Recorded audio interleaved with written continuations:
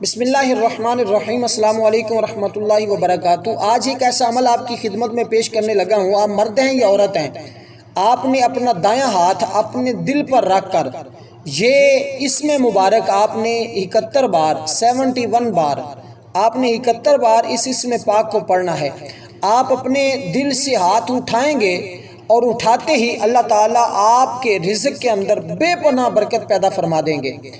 عمل بڑا آسان سا ہے، لیکن آپ نے اس کو کس ترتیب کے ساتھ کرنا ہے، کس وقت کرنا ہے، اور اس کے ساتھ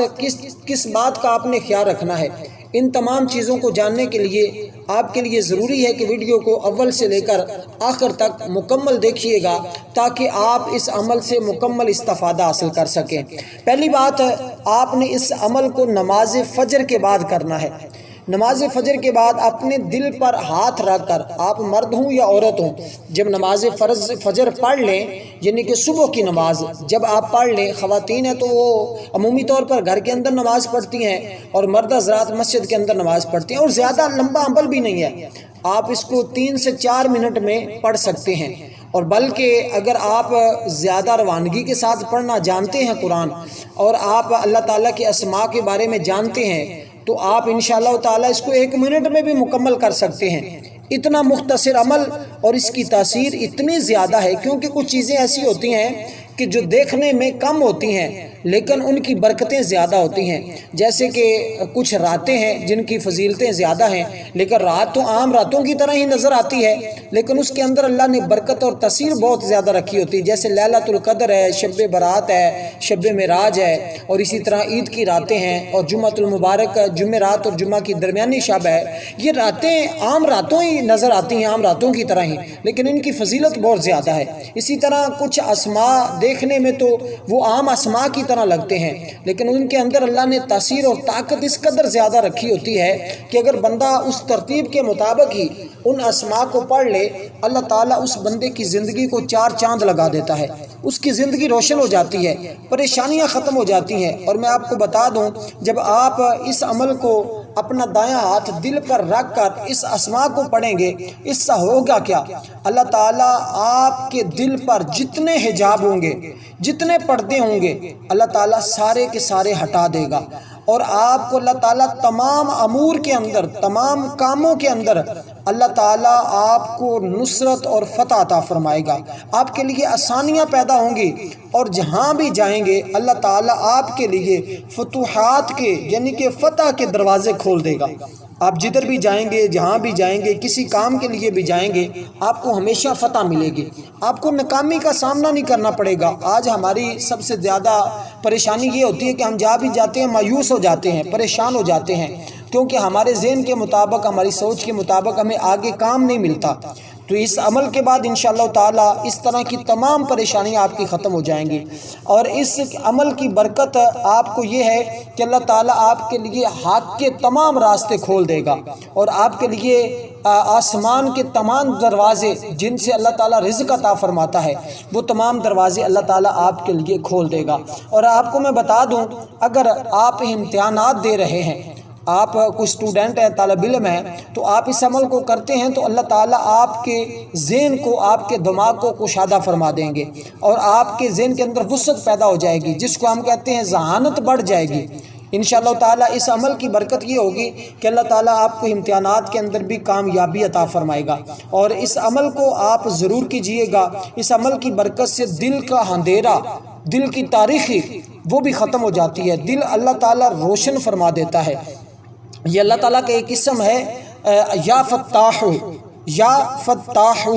بالکل آسان سا اسم ہے۔ آپ نے اس کو کس طرح پڑھنا ہے؟ نماز فجر کے بعد جب آپ نماز فجر ادا کر لیں، خواتین ہیں تو وہ گھر کے اندر اپنی اسی جگہ بیٹھے بیٹھے کسی سے بات کیے بغیر، اور مرد حضرات ہیں تو وہ مسجد کے اندر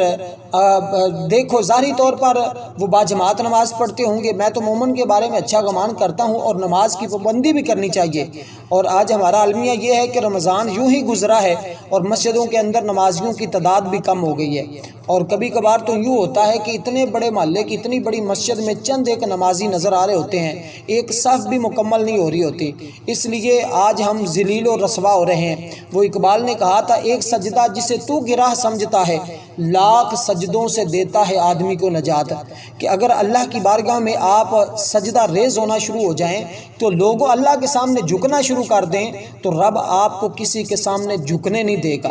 کسی کا محتاج نہیں کرے گا۔ اس لیے نماز کو اپنے اوپر لازم کر لیں، اس وقت تک بستر پر نہ جائیں، صبح کا ناشتہ نہ کریں جب تک نماز فجر کی ادائیگی نہ کر لیں، رات کو اس وقت تک اپنے بستر پر نیند کے لیے نہ جائیں جب تک آپ اپنی مکمل 5 نمازوں کا حساب نہ کر لیں کہ میں نے آج مکمل نمازیں پڑھی ہیں یا نہیں پڑھی۔ دیکھیے دوستو، میں آپ کو ایک بڑی اہم بات بتانے لگا ہوں،